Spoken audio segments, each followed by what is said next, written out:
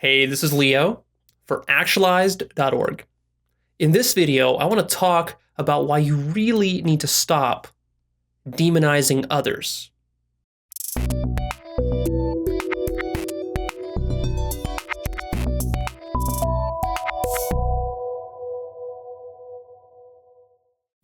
We're going to start off this video with an exercise. And you're going to do the exercise now, then I'm going to talk, and then at the very end of the video, I'm going to tell you how to actually use this exercise and get a lot of value out of it. So here's the exercise. In a second, I'm going to pause the video. I'm going to have a blank screen for you. You're going to pause the video, and then you're going to do this. You're going to get a piece of paper. On the top of this piece of paper, you're going to write, the 3 people I despise the most are, and then you're going to write 1, 2, 3, and you're going to write down the names of the 3 people that you despise the most in your life. By despise, I mean you really don't like them. They really gall you. Maybe you openly despise them. Maybe you kind of secretly despise them and you don't really even admit to yourself that you despise this person. Maybe you tell yourself that you're a person that doesn't think that other people are despicable, that you like everybody. Well, I'm going to tell you that you should be really self-honest on this exercise and really dig deep and see who are the people out there in your life that really gall you. You're going to pick 3 people. Now, a lot of times when I say this, people will go and pick the most obvious examples of evil people like Hitler and Osama bin Laden as people they despise. I'd say stay away from those for now. Instead, focus on people you know a little bit more intimately. These can be people that you know personally from your family life or your friends or your colleagues at work or your boss.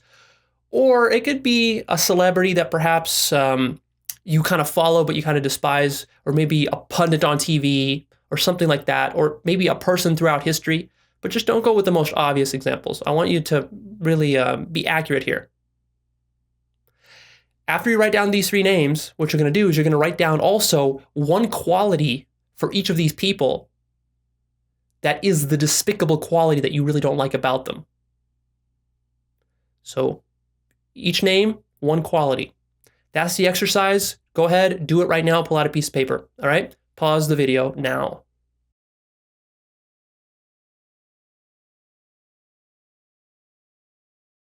All right, welcome back. So if you've done that exercise, good. Now put it off to the side. You're going to pull it out at the end of this video, and I'm going to tell you what to do with it. Let me talk, though, about demonizing other people. This is something that I see that I find extremely, extremely ugly. People demonizing other people.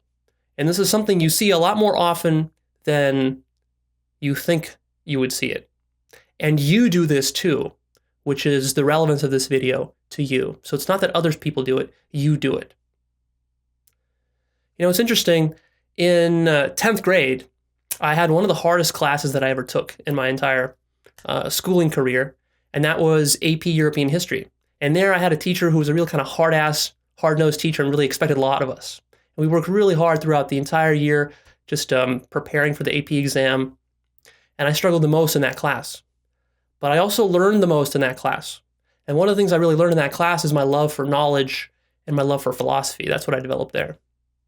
At the very end of the class, after we got done with all the tests and stuff, we got a little time to relax, and we were just sitting in a circle, and the teacher would ask us questions, and we would go around in a circle. The entire class, all 30 of us or so, would answer one by one, and we would go around and around and around asking different questions, and in this way, we'd get to know everybody a little bit better. And one of the questions he asked that I can remember to this day, which was a very profound question, he asked, "What's the most ugliest thing you've ever seen?" And we went around the circle, and when it got to me, I said, conformity. At that point, I recognized the kind of evils and dangers of conformity. But I think that now, when I think about that question, I'd have to say that even more uglier than conformity is the demonization of other people that I see out there. To me, this is one of the ugliest things about human beings and about society and about the way that human beings behave when they are in a group.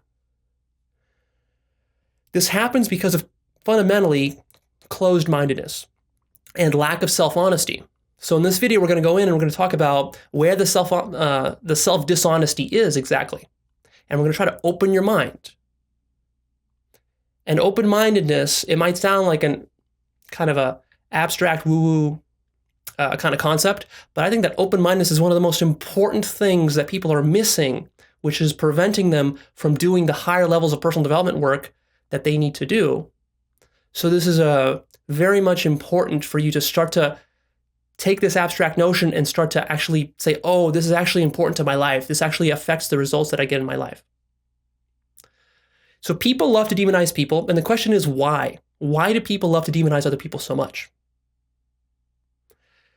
Before I answer that, let's give a little taste of what we mean by demonization and who demonizes whom. So, very common to demonize dictators and bad leaders throughout history, politicians and such. So Hitler, Saddam Hussein, Osama bin Laden, George Bush, Barack Obama, or in whatever country you're living in, the leaders there that you may not like, or the opposition party that you may not like. So that's extremely common. Also common to demonize, and this is a little bit more closer to home, is parents, siblings, spouses, and girlfriends and boyfriends. Very, very common to demonize the other person in this kind of relationship when you're not able to get along with them. Another category that's really popular is demonizing thinkers, philosophers, and religious leaders. You can be demonizing the person themselves, or you can also demonize their ideas. You can demonize a whole school of thought. You can demonize an entire religion. So this is really common. If you're a student of history, you know that this goes all the way back. Basically, all of history is kind of like an object lesson in demonization as far as thinkers and philosophers and religions and ideas go.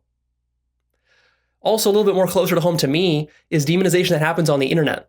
This is super, super common, demonization on the internet. So YouTube comments, people demonizing each other in YouTube comments, but that's just a specific case of the more general problem. People demonizing each other through internet forums and discussions that are happening online is extremely common. What happens with demonization is that you create this separation fundamentally between you and the other person. And basically when you're demonizing someone, you're making a judgment and you're pointing at that person, you're saying that that person is evil. But for a true demonization to happen, not only are you pointing your finger at that person saying that person is evil, but you're also denying the fact that this is a personal judgment of yours. So when you really, really believe that someone is evil, and you don't even want to entertain the possibility that that is false, then that is what demonization is. That's my definition of it. Here's a truth that I want to tell you. If you demonize anyone ever in your life, if you find yourself doing this, then you are definitely in the wrong. You, right? Not the other person, but you are in the wrong. The evil actually is within you, not that other person. Now, that person might have done something despicable, so I'm not saying anything about that. But what's more important is what you're doing that's despicable. Now, you might say, but no, that person did something really, really despicable, and that's what the argument is about. No. The problem is not the other person, the problem is you. And it's you who's doing the despicable thing. And what you're not recognizing there is actually you're behaving like that person, if they are in fact despicable. What you're doing in these situations is you're very subtly, this is a very subtle self-manipulation that you do, is that you're acting to preserve your own ego. The really fundamental problem with demonization is that we have this reality that we live in. This, you might call it a physical reality. We live in this. And this reality is very neutral and devoid of meaning and any kind of human additions that we make to it. But what we do is we go around and we slap labels on things. We slap labels on objects and people and situations. And even ourselves, we're always slapping labels on things, and we do this with thoughts, with thinking. And so with thoughts, we slap these labels on, and what we're doing is we're augmenting reality. We're going around, we're augmenting reality, and we're living in a very, very augmented reality, which is happening here. Not in some computer science fiction, but in here in your mind, you're doing this. But the problem is that you forget that you do this. You don't admit that you do this. And then you take these augmentations to be the reality itself, and you take them very seriously. And what this does is this creates a lot of problems for you down the road. Why does this create problems? Well, because you end up living in a fantasy of your own creation without understanding that you're living in a fantasy. And you confuse this fantasy with the reality. And this creates a lot of your emotional suffering in life. So people who demonize other people, you might notice that these generally aren't happy people. It's not possible for them to be happy because they're living a falsehood. And this one particular person that they demonize, that's just one manifestation of how they approach life. To demonize someone successfully, you have to augment reality with your own labels. Then you have to convince yourself that these labels are actually true, when in fact they're not. And so this can only happen when you're behaving unconsciously. When you're not really aware of what's going on, you're not aware of the manipulation that's happening on the inside, you manipulating yourself, you lying to yourself, you kind of cheating yourself. And so this creates a really fundamental problem in the way that you interact with all of reality. And you might think that, oh, well, it doesn't really matter in this case. I think that Hitler is evil, and what's wrong with that? But actually, this is, like I said, this is just like one symptom of a much deeper problem. The other thing is that when you separate yourself from this other person that you're demonizing, is that you're not able to learn from that other person. Because usually the reason that you demonize someone in the first place is because you actually want to keep from looking at what is there in reality. It's like a corner of reality that you don't want to face. And so what you say to yourself and to others is that you point your finger at that person and you say, that person is evil. And in so doing, you create this wall and you basically say to yourself, I don't have to really examine that person, his actions, or that corner of reality. I basically just kind of block it out. I ignore it, and I just say to myself, that's purely evil. There's nothing to be learned there. There's no reasoning there. There's no valid arguments, no valid points there. It's just pure evil. You see politicians doing this sometimes. It helps them to avoid actually having an intelligent, rational argument about a particular situation. Because if someone wants to ram a policy issue down your throat, the best way to do it is just to say, oh, the other opposition party is totally evil. And what I'm saying is just correct, right? It avoids having a debate. It avoids having to actually make nuanced distinctions.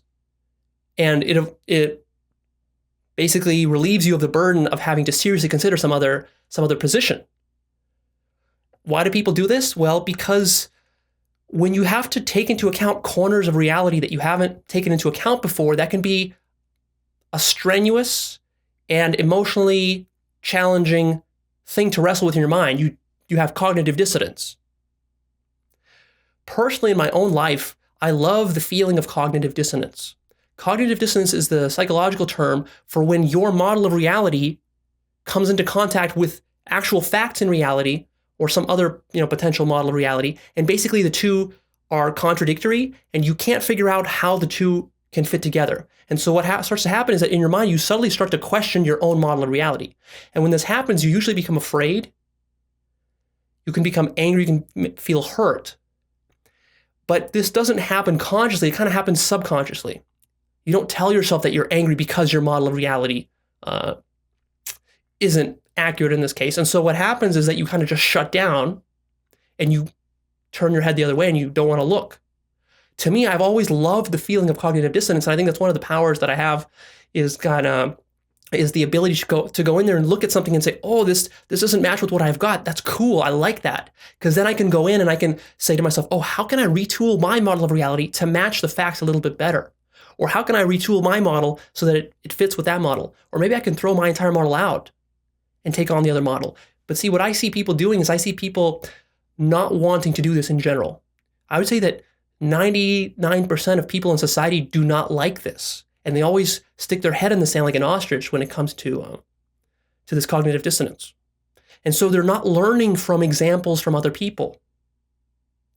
And this keeps them from really honestly looking inside themselves. And this keeps their ego alive. This keeps their ego going. And this creates more and more problems for them down the road.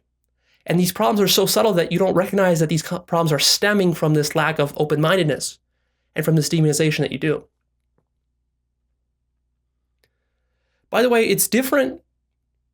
Let's make a distinction. It's different to demonize someone and to disagree with them. So I'm not saying that you can't disagree with people. It's okay to say that someone is wrong. Someone can be factually wrong. You know, someone can say that when you drop an apple, gravity's going to pull it up instead of down. Now, that would be factually wrong, and we can disagree with them on that. That's fine. The difference is when you demonize someone is you call the person evil, or you call their ideas evil. So let's make that distinction clear. Also, let's make a little distinction here. I want to draw a spectrum for you between different kind of like levels of judgment and acceptance. So on the very far end of the spectrum that you don't want to be at, the part of the spectrum you don't want to be at, is demonization. This is when you do full-on proper demonization, when you are calling someone evil and you believe that they're actually evil in reality.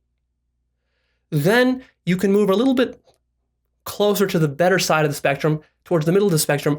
This is what I call judgment, the judgment area. So this is demonization area, this is the judgment area. In the judgment area, this is where you simply make kind of more casual, everyday judgments. Most of us do this 100 times a day. We might see a person, we might think they're ugly. We might see us, read an idea in a book and say that it's a stupid idea. We're making judgments there. That's also an augmentation.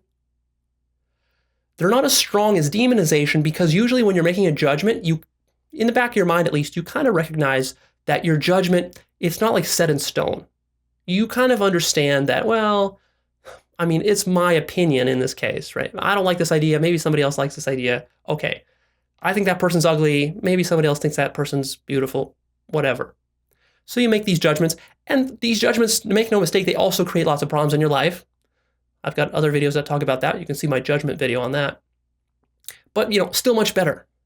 Why is it much better? Because you're a little bit more open-minded to your judgments changing. You might say, well, I have this one judgment here. Maybe I'll change that. Maybe a couple of years later, I'll think that this belief that I read in a book or this theory that I read might actually be true. Okay. Your judgment's a little bit more flexible. And then you move to this very end, this far end of the spectrum over here. And when you do that, you come to acceptance. Acceptance is the accepting of reality exactly as it is without augmenting it in any way with your own labels. Without deluding yourself that these labels are real, which is what you do even when you judge stuff. When you judge stuff, you still tell yourself that the thing you're judging, that this judgment is actually a part of reality. That's why you feel bad when you see something ugly or you see something in your life that you don't like. You judge that you don't like it. You judge a certain situation as being bad for you. And so you resist it all the time. The acceptance part of the spectrum is when you accept everything exactly as it is. And as you can probably tell, very few people have the psychology that can allow them to do this because this allows complete openness of mind. You have to be able to accept all of reality, not just the parts of reality that you like personally. And that's really what's happening here when you're creating these separations between you and other people and other things through judgments and through demonization, is that fundamentally you're carving out aspects of reality that you like and you're separating them and you're kind of pitting them against aspects of reality that you don't like. Personally, right? You're just one organism in this larger universe. And so just because you don't like a particular thing doesn't really say much about reality itself. Just because you don't like something doesn't mean that somebody else needs to agree with you on that. Just because you don't like something or you think something is bad or evil doesn't make it actually so. And this is a distinction that you have to draw in your mind. But it takes a lot of intellectual honesty and self-honesty to admit this. It already requires a lot of openness of mind to admit this. And a lot of people don't want to go there. So someone like Hitler, you might say, but Leo, what about someone like Hitler? Isn't this person truly evil? Aren't there truly evil? Like, I understand, Leo. I understand that sometimes we go overboard and we judge people, and I do it too. Sure, I'll admit that. But you have to admit, Leo, that some people are just truly evil. And what I'm telling you in this video is no, I'm not going to admit that. And in fact, what you need to do is you need to come around and see that that's not the case at all. The people that you think are truly evil are not really that. That's a judgment you make. That's a judgment you make based on certain beliefs you have, certain preferences you have. Even your position in this world as a life form, as a human being, already predisposes you to think that certain things are evil and certain things are not evil. Anything that threatens your life, you automatically tend to label as evil. But if you think about it more objectively, what does that have to do with reality itself? What does reality care? What does the universe care about your life? It really doesn't care much about it at all. So something that threatens your life, on a social level, we'll say, okay, that's evil. And on a personal level, you'll say, okay, yeah, I definitely don't want that in my life. I don't want to get killed. That would be a bad thing. But you have to recognize that this is a subjective judgment, right? You recognize that this is a subjective judgment. Even in the most heinous crime that you could imagine, which you would say Hitler is a heinous criminal, you still have to see the larger picture of it, that in a really big picture, in the ultimate objective picture, actions are never good or evil. Actions are simply actions. They are exactly what they are without your addition of judgment on top of them. The addition of judgment, you can see it happens in your mind. You can actually sit down and notice the judgment happening. It's a story that's being told in your mind. It's a story.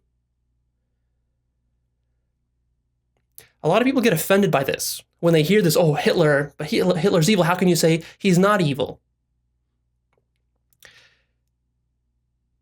It takes a big and open mind to be able to reason about these things objectively. One little clue that you can use, and you can use this as a rule of thumb as you go through life and develop yourself, is that in any situation where you get easily offended, that's weakness of mind on your part. That's a smallness of mind on your part. That's not the situation's problem. That's not my problem. That's your problem if you get offended. Because getting offended, what that means is that you're upset about reality being other than the way that you want it to be. You want to live in a fantasy, but then you come in contact with reality, and reality is different than a fantasy. See, you tell yourself that, oh, but Hitler's truly evil. No, see, Hitler is a part of reality. You want to deny that this part of reality exists, and you want this part of reality to not exist. You want it to not have existed. It exists. It existed in the past. Now, you can say it shouldn't have existed. We can have a whole long debate about that. And I would agree with you, and I'd say, yeah, it's probably a good idea that it didn't exist. Nevertheless, it existed. So it doesn't really matter what you think about reality. Reality could go exactly opposite to everything that you want it to be like.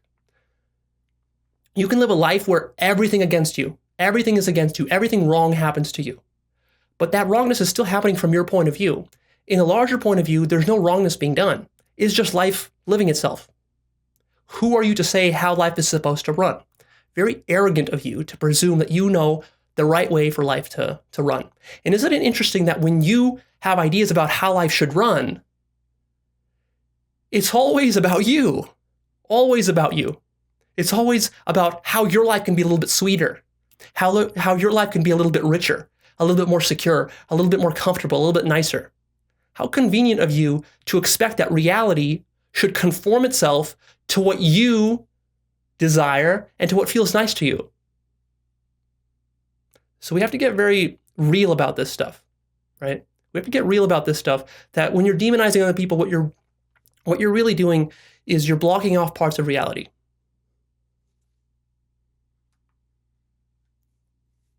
And this is a deep mistake because reality is actually neutral. Your mind creates this separation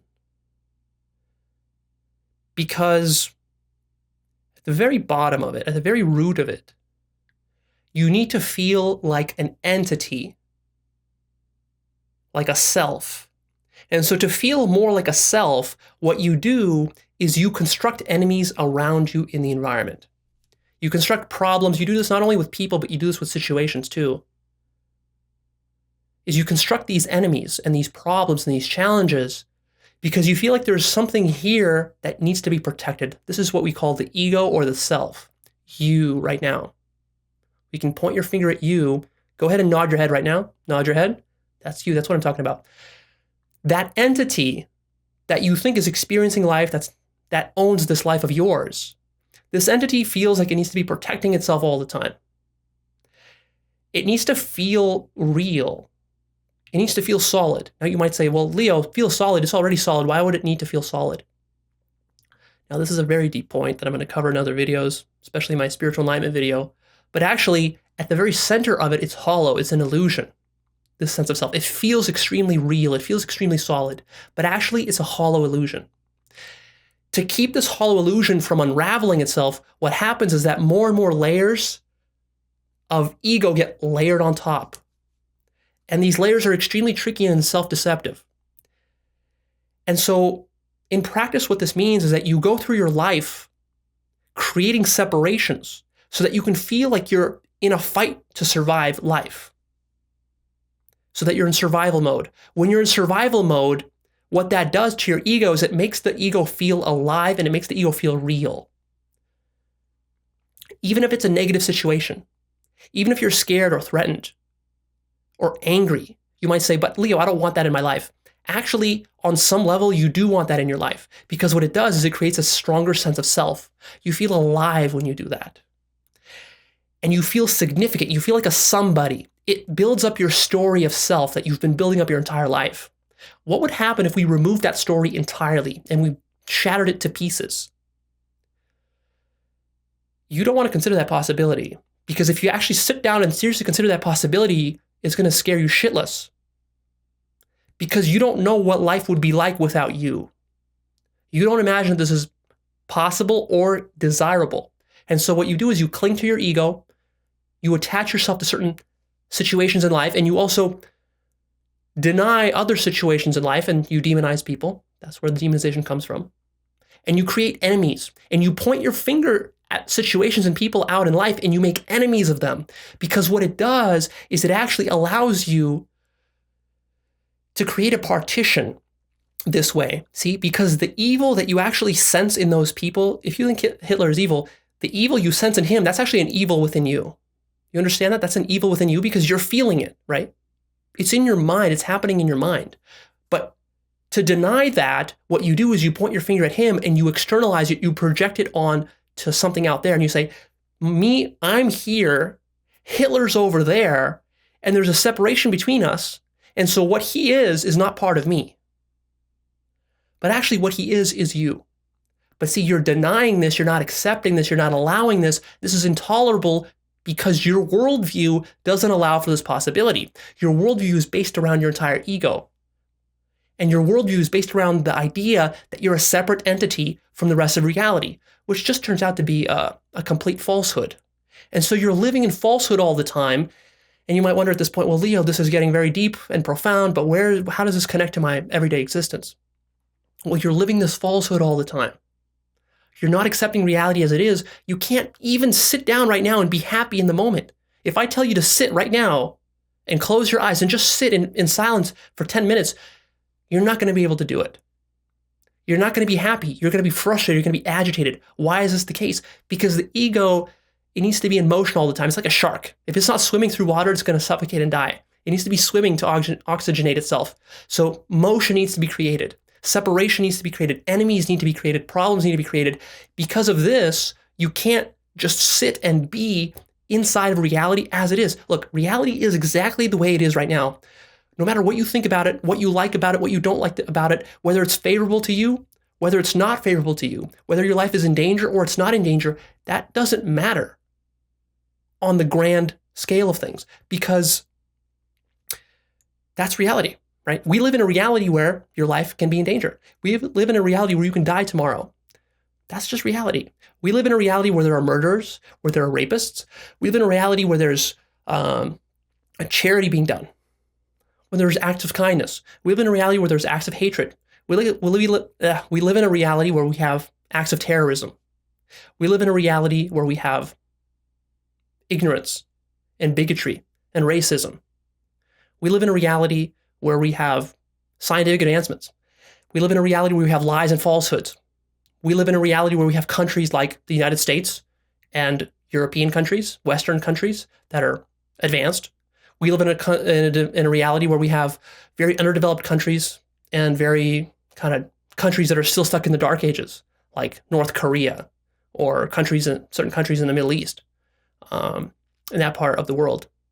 We live in a world in a reality where we have poverty and also extreme richness and extreme abundance. So we have all these, all these kind of polar opposites and all these extremes within reality, and that's just a part of reality. Now, what you want to do is you want to say, but all this stuff on this side, all the poverty and all the rape and all the murder and all the genocide, all of that, that's evil. But to say that, you need to say that that's a part of reality that I don't want. You're trying to live in a fantasy, not into the real reality. Because of this, you're not literally able to just sit and be happy. Because there's always something about reality that you wish was otherwise. You see that? This is very deep. And it doesn't just apply to extreme situations like genocide and rape and murder and stuff, but it applies to the things that are happening in your day-to-day existence. So tomorrow you're going to wake up and things are going to be happening in your life that you wish weren't there. You wish you didn't get that email. You wish your boss didn't yell at you. You wish your wife was a little nicer to you. You wish your husband would kiss you in the morning or at night. You wish all these things. See, but what you're doing there is you're living a fantasy. Because of this, you can't sit and be happy because there's always some thing that you wish would come in and secure your happiness. Well, that's never going to happen. Never going to happen. You have to start to understand that these enemies that you're creating out of your husband, out of your girlfriend, out of your boyfriend, out of a political figure, whoever, or even out of impersonal situations in life, right? With your money problems, with your bankruptcy, with your business problems or whatever, that these are internal enemies that you are externalizing to prevent yourself from doing the real inner work of looking inside. And this is why this is the ugliest thing. Ugly is a judgment. This is why this is the ugliest thing that I've seen, because it's because people demonize, and it's because people are closed-minded, and it's because people judge. They keep themselves in an unconscious cycle, and they're never able to develop themselves above all these problems. Because if you develop yourself long enough, what you recognize is that these problems were all created in your mind, and these problems can dissolve. That's the positive message here. It might sound like everything I'm saying is being depressing because I'm forcing you to accept a reality which to you seems negative. But actually, when you accept all of reality, you don't see it as accepting the negative, evil aspects of reality. What you do is you remove the distinction between good and evil entirely. And contrary to what you think right now, when you remove that distinction, what happens is that actually all of reality becomes sweet. Even what you think right now is as evil and as despicable to you, you open yourself up to it, and it actually isn't as despicable and sour tasting as you thought it was. And at that point, when you do that, when you move totally to acceptance, you might think, Leo, I don't want to be totally at acceptance. Well, you don't want to be because right now you're unconscious. When you actually develop a little bit of consciousness, you realize, I want to be at acceptance. Why do I want to be at acceptance? Because I want to be happy no matter what life is doing. I can't really control life. A lot of stuff in life happens outside my control. So what I can do, though, is I can strengthen myself enough to literally be happy with whatever is going on. But to do that, I need an extreme openness of mind. And I need to stop demonizing other people and other situations. And I need to take responsibility for the inner demons that I have rather than projecting them all out into the world. What do you think terrorism is about? Where do you think terrorism comes from? It comes from a demonization. And where do you think the other side, right? European governments, American governments, the wars that are created there, all this tension happening with terrorism and stuff, where do you think that's coming from? That's also coming from the demonization, right? You might say, but terrorists are really evil. The people who are against the terrorists are also evil. Why are they also evil? Because they're projecting their demons out into the terrorists. They're not facing them on the inside. And this is a big problem. This is a big problem for you personally in your life, but see, your personal problems also expand out and create all the social problems that we have. So all the social problems we have, they come from this problem of demonization that we've been talking about here and this closed-mindedness. All right, so in wrapping this up, let's get back to that exercise that you did. What I want you to do now, I want you to take out that piece of paper, those 3 people that you despise, and at the top of the paper, you had written something like, these are the 3 people that I despise the most. I want you to cross that whole phrase out right now with a pen, and I want you to write, these are the people and qualities that I will work to accept and to integrate into my life. These are the people and qualities that I will work to accept and integrate into my life. And then your job is to work to integrate this into your worldview. Because right now your worldview is disintegrated. Disintegrated. Parts of reality, that means that parts of reality are being denied. So start accepting those parts of reality that you've been denying, even if it doesn't feel pleasant to you right now to do it. All right, this is Leo. I'm signing off. I'm going to give a credit to Evan Pagan for this exercise. That's where I got it from, one of his seminars. And I believe he might have gotten it from Nathaniel Branden, who wrote 6 Pillars of Self-Esteem, but I'm not quite sure on that one. Go ahead, leave me your comments down below. It's kind of a controversial video. I'd like to hear what you guys think. Click the like button, share this video, post it on Facebook. And finally, come and sign up to my newsletter right here at Actualized.org. Click this button, sign up to my newsletter. A lot of free goodies and exclusive videos that you can get there. I'm going to have more content coming out for my subscribers. It's all free. You should sign up because I'm really curious and interested about going deeper and deeper in these topics. As my videos, I've already released close to 200 videos. As I keep releasing more, at this point, I'm getting into deeper and deeper topics of personal development. And we're going to go really, really deep. If you're fascinated by this stuff, if you're fascinated by philosophy, if you're fascinated by how human beings work, how they think, why we have all these problems in our lives, collectively, but also personally, how you can get your own life into shape, you want to stick around. So sign up right now.